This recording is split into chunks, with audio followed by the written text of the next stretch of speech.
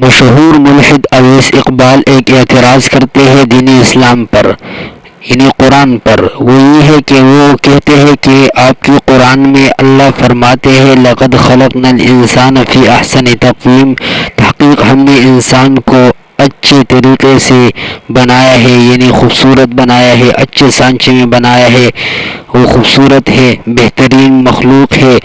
تو وہ اعتراض کرتے ہیں تو دنیا میں ہم بہت سے لوگوں کو دیکھتے ہیں جو خوبصورت نہیں ہے، بدصورت ہے، بعض معذور ہے، اپاہج ہے، وغیرہ وغیرہ۔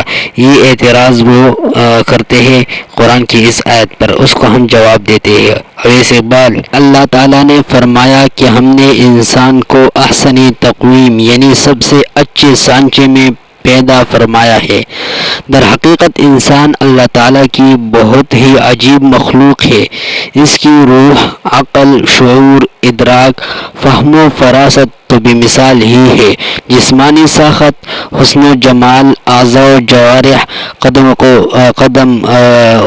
و قامت، شیرین گفتگو، سمع و بصر، دیکھنے کی ادائے، رفتار و گفتار کے طریقے، قیام و سجود کے مظاہر، سب ہی عجیب و حسین ہے، جن میں مجموعی حیثیت سے اس کا شریک اور سہیم اور برابر نہیں ہے، یعنی دوسری مخلوقات سے یہ بہت خوبصورت ہے۔ انسان کے بہترین ساخت پر پیدا کیے جانے کا مطلب اے اویس اقبال آپ نے جانا نہیں ہے۔ اس کا مطلب یہ ہے کہ اس کو وہ اعلیٰ درجے کا جسم عطا کیا گیا جو کسی دوسری جاندار مخلوق کو نہیں دیا گیا۔ فکر و فہم اور علم و عقل کی وہ بلند پایہ قابلیتیں بخشی گئی ہے جو کسی دوسری مخلوق کو نہیں بخشی گئی ہے۔ اسی وجہ سے انسان افضل ہے تمام مخلوقات سے۔ اور یہاں پر الانسان یعنی لقد خلقنا الانسان، الانسان سے مراد جنس انسان ہے کہ کوئی بھی انسان اللہ تعالیٰ نے جنس انسان کو اچھے سانچے میں پیدا فرمایا ہے اور اس سے انکار نہیں۔ میں کتنے خوبصورت لوگ موجود ہیں۔ دوسری بات یہ ہے کہ یہاں پر جو انسان کو احسن تقویم کہا گیا ہے وہ دوسرے مخلوقات کے اعتبار سے کہا گیا ہے، لہٰذا آپ نے جو اشکال کیا ہے، جو اعتراض کیا ہے وہ بے جا اعتراض ہے۔ تو آپ کو ہم نے یہاں تک جواب دے دیا، امید ہے آپ سمجھے ہوں گے۔ دوسری بات کہ دوسرے جتنے بھی مخلوقات ہیں اس میں سب سے اچھے سانچے والا، علم و عقل، فہم و ادراک والا انسان ہی ہے۔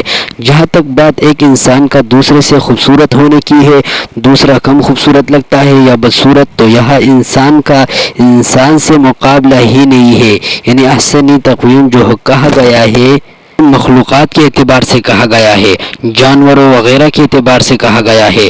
انسان کا دوسرے انسان سے احسن ہونے کی بات ہی نہیں ہے۔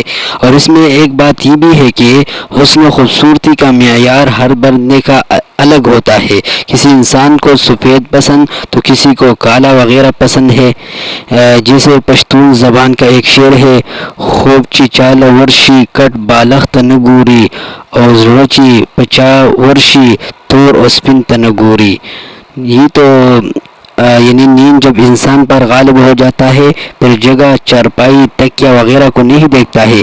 اس طرح جب ایک انسان کا دل کسی پر آئے تو وہ سفید، کالا وغیرہ کو نہیں دیکھتے ہیں۔ ہر کسی کا معیار پسندیدگی میں اور ہر کسی کا سوچ دوسرے انسان سے بدل ہے۔ انسان کی احسن تقویم ہونے کا ایک بہت بڑا مظاہرہ اس میں بھی ہے کہ کسی بھی بدصورت سے بدصورت انسان سے سوال کیا جائے کہ تو فلاں خوبصورت حیوان کی صورت میں داخل ہونے کو تیار ہے، یعنی خوبصورت گھوڑا ہو، بلی ہو یا خوبصورت خرگوش وغیرہ، تو ہرگز قبول نہیں کرے گا، نہ کر سکتا ہے۔ یہ امر اس بات پر دلیل ہے کہ انسان احسن تقویم ہے۔ امید ہے آپ حضرات کو سمجھ آئیں ہوں گے۔ آخر میں آپ سے التماس ہے کہ ہمارے چینل کو اپنے ساتھ سبسکرائب کر لیں اور بیل آئیکن والے بٹن کو دبائیں تاکہ ہر نئے آنے والی ویڈیو آپ حضرات کو جلد از جلد مل سکے۔ والسلام، اللہ خوش رکھے۔